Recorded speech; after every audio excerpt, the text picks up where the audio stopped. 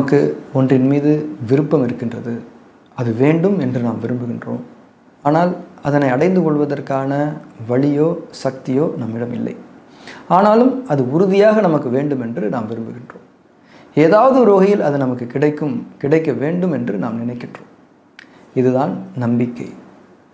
நம்மால் முடியவில்லை என்கிற நிலையில்தான் நம்பிக்கை வருகிறது. உதாரணத்திற்கு, நம் முன்னால் தட்டில் உணவு இருக்கின்றது, அதனை நாம் சாப்பிட போகின்றோம்.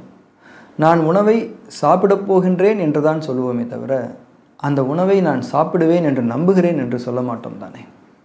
ஆனால் அந்த உணவை நாம் உட்கொண்ட பிறகு அது நல்ல முறையில் ஜீரணமாகுமா என்று கேட்டாலோ, நாளைக்கு இந்த உணவு உங்களுக்கு கிடைக்குமா என்று கேட்டாலோ, ஜீரணமாகும், கிடைக்கும் என்று நம்புகிறேன் என்று தானே சொல்வோம்.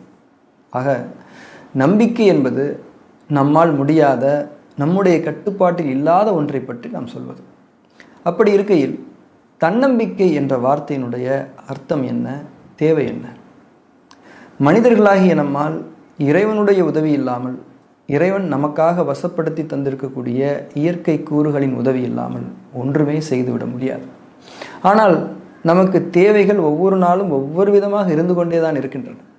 ஆக அடிப்படையில் நம்முடைய இயல்பே நம்பிக்கையாளர்களாக இருப்பது தான். அந்த நம்பிக்கையை நாம் மனிதர்கள் மீது வைக்காமல் இறைவன் மீது வைக்க வேண்டும். ஏனென்றால் இறைவன் மட்டுமே நம் ஒவ்வொருவருடைய சகலவிதமான தேவைகளையும் எல்லா நேரங்களிலும் நிறைவேற்றி தர வல்லவன்.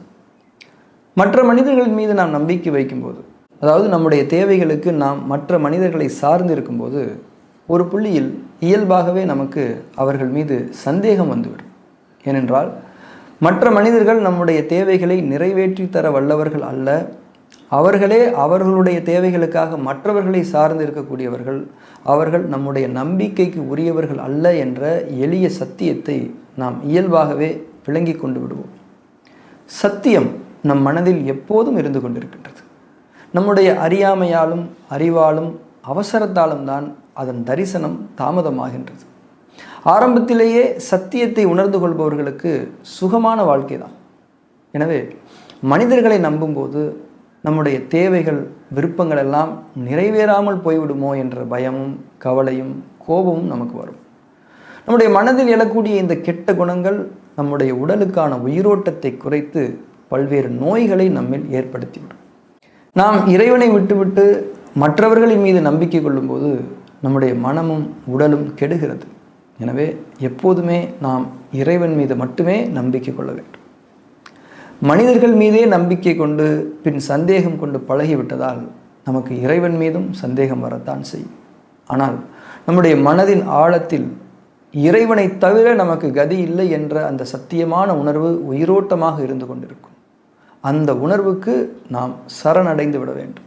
அதுவே உண்மையான நம்பிக்கை, நம்பிக்கையில் நிலை பெறுதல். நம்பிக்கை என்பதே இறைவன் மீது கொள்ளப்பட வேண்டியதுதான். தன்னம்பிக்கை என்பது இறைவன் மீது கொண்டுள்ள அந்த நம்பிக்கையில் நாம் உறுதியாக இருக்க வேண்டும் என்று விரும்புவது என்று வேண்டுமானால் அர்த்தம் வைத்துக் கொள்ளலாம்.